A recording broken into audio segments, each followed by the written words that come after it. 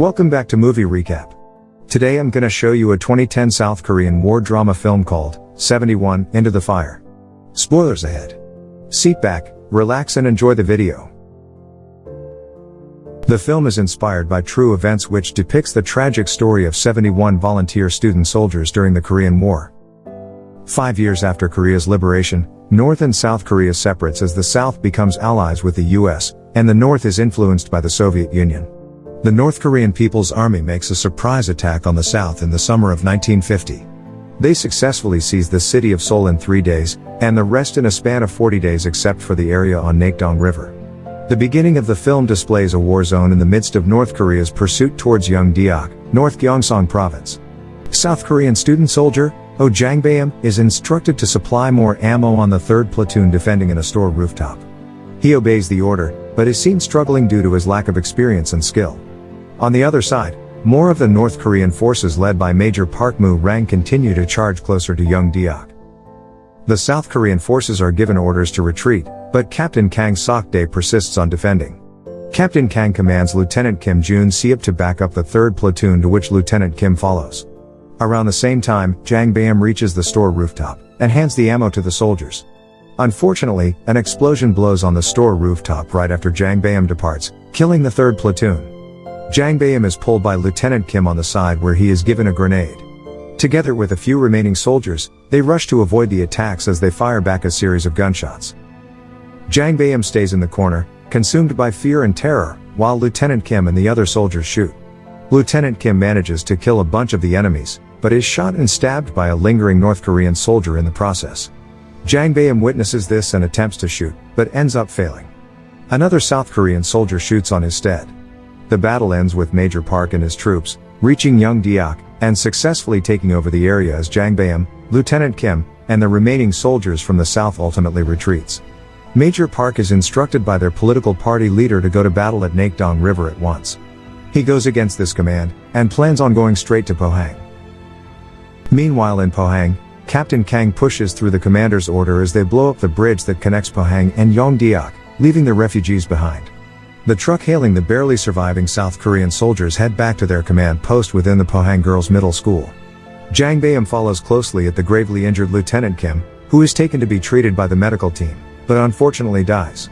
Jang-baem is left in guilt-filled tears as Lieutenant Kim's body is removed from the ward. A nurse comes to his aid and treats his injuries except his ruptured eardrum. Later, Captain Kang charges into the main office and furiously confronts the commander about the heartbreaking deaths and forced retreats due to the failure of sending backups. The commander then informs Captain Kang of the shortage of men. There are no longer troops to send as the remaining soldiers are set to defend Nakdong River, which happens to be their last line of defense while awaiting the arrival of their allied forces from the UN. The city of Pohang is left to be defended by a unit of inexperienced student soldiers in their teens. A total of 71 volunteer student soldiers are drafted the next day. One of whom is Koo Kap-jo, a convicted young criminal. The student soldiers are equipped with only a rifle and 250 bullets each. They all form one unit, and is divided into 2 platoons. Upon the orientation, Captain Kang appoints Jang-baem as their captain, and instructs them to stand their guard in Pohang while the remaining regular soldiers depart to battle in Nakdong River. The South Korean forces depart immediately along with the medical team. The nurse leaves Jang-baem a box of medication, and a few instructions on first aid. At the same time, Major Park and the rest of the North Korean troops are on the move towards Pohang. They arrive at the then blown up bridge and discuss various ways on crossing the river. Major Park orders the shock team to swim across minimally armed, while the tank unit goes around the mountain. After Captain Kang and the troops depart, the student soldiers swarm over the box of food supplies and pocket knives. Jang-baem, on the other hand, is still filled with self-doubt on his leadership skills. Nonetheless, he calls the attention of the student soldiers to follow Captain Kang's orders of burying the dead bodies. Unlike the rest of the student soldiers, Kap-jo refuses. In addition, he shamelessly criticizes Jang-baem's authority while picking on his weakness. They train themselves shortly with what is left of their resources, in the midst of the existing tension between Jang-baem and Kap-jo. While resting, Kap-jo and his 2 mates, Wang Pyo and Poong Chun, hang out by their pantry. They discover an unused grenade, and accidentally blow up the entire room, spoiling their food supplies. Kap-jo reassures everyone by telling them that they will find food in compensation, but Jang-baem stops Kap-jo and orders him to stay out of it. Later that night, Jang Bayam settles in one of the classrooms, and begins to write letters to his mother expressing his sentiments and experiences in the war. Right after, he orders the 2 platoons to go to sleep while 2 other student soldiers patrol the perimeter of the school. In the middle of the night, a few from the roaming troops of the North Korean forces arrive at the area. The student soldiers messily shoots, but manages to kill them. The following day, they come out to the forest to gather more food supplies and other resources. Jang Bayam catches sight of Kapjo smoking. He quickly rids of the cigarette, which agitates Kapjo.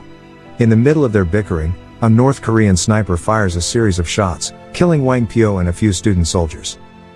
They then fuming Kapjo chases on the North Korean sniper, forcing Jang Bayam and the rest of them to follow. The North Korean leads them down the meadows where they are ambushed by a group of North Korean soldiers.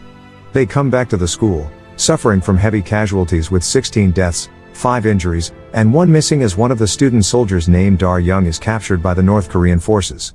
Jang Bayam decides to contact Captain Kang at the Nakdong River, and report their current status in hopes of sending a backup. Simultaneously, the battle at the Nakdong River takes place. The South Korean forces is accompanied by a few U.S. troops while defending against the North. Captain Kang informs the commander regarding the North's 5th Division's movement towards Pohang, and requests backup for the student soldiers. On the other hand, the commander has already decided to sacrifice the student soldiers for the greater cause of defending the Nakdong River. Back at the North Korean camp, Daryung is interrogated by their commander while suffering minor injuries.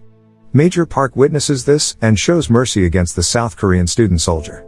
He takes Daryung back to the school with a white flag and confronts their captain Jang Bayam head-on. Major Park informs Jang Bayam that they will attack and capture the school in 2 hours. He offers to spare Jang Bayam's and the rest of the student soldiers' lives, in exchange of raising a white flag as a sign of surrendering Pohang.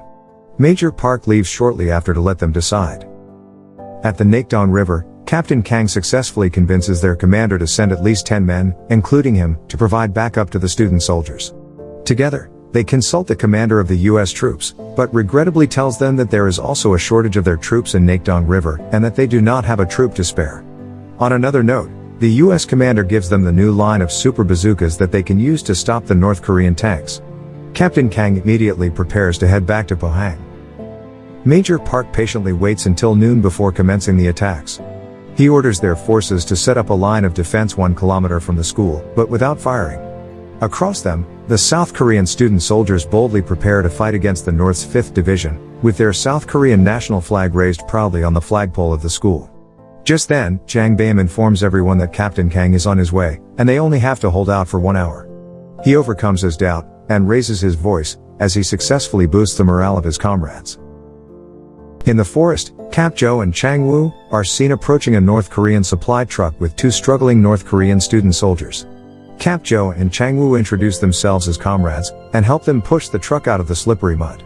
Kapjo suspiciously eyes the weapons and supplies inside the truck, attempting a steal. As the North's 5th Division charges closer, the South Korean student soldiers settle at their positions. The 1st platoon is in charge of firing cannons from the ground level and the 2nd platoon shoots from the 2nd floor. The continuous explosions anger Major Park, leading him to order an all-out attack against the South's student soldiers.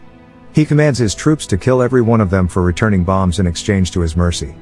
The battle in Pohang formally commences as the North Korean forces rush towards the school. They wait for Jang Bayam's signal before disarming the pins of the planted grenades, enough to cause a big explosion as the North Korean forces further approach.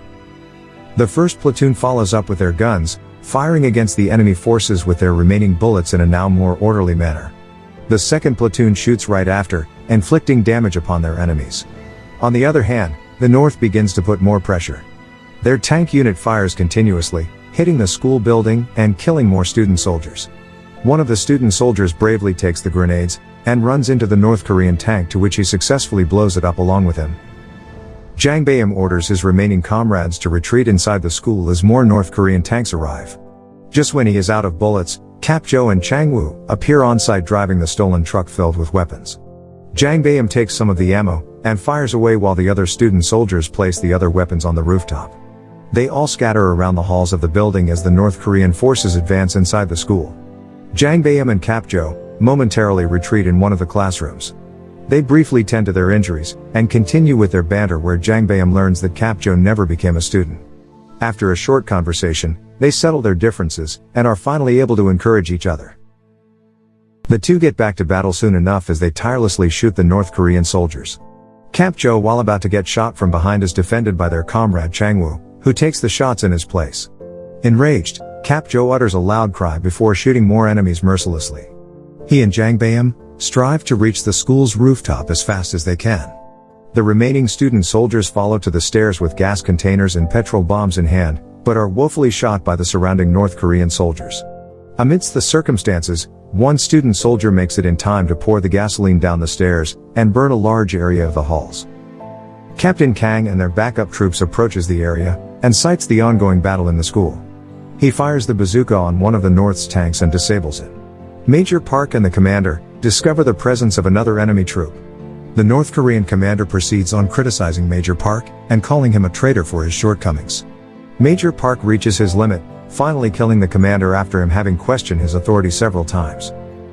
The seemingly countless North Korean soldiers force their way up the school's rooftop. Kap-jo and Jang Baeum, who were the only ones to reach the area, gun down each and every enemy approaching from all directions. They fight with utmost effort and passion, able to skillfully kill a large number of the North Korean forces. More importantly, they manage to work together in sync during the most crucial time. Jang Baeum and Kap-jo make use of the weapons they stole, from shotguns to the machine gun, while switching places when necessary. Right at the same time, Captain Kang and the few South Korean reinforcements arrive on scene. They shoot the lingering enemies on the school grounds and triumphantly destroys the remaining tanks. Captain Kang finds Jang Baeum handling the machine gun up the rooftop and goes to him. Major Park, who is already inside the school building, roams around the halls to further gun down the student soldiers, making certain their deaths. In consequence to Kap-jo and Jang Baeum's strong resistance, however, they both suffer from extreme exhaustion and severe injuries all over their bodies. Kap-jo is shot several times by the last few enemies that came in, to which Jang Baeum kills. They fall on their knees as if almost completely drained. Just as they thought the battle has ended, Major Park arrives on the rooftop. Jang Baeum sees him appear behind Kap-jo, a stun evident on his face. He witnesses Kap-jo being shot to death, leaving him in tears.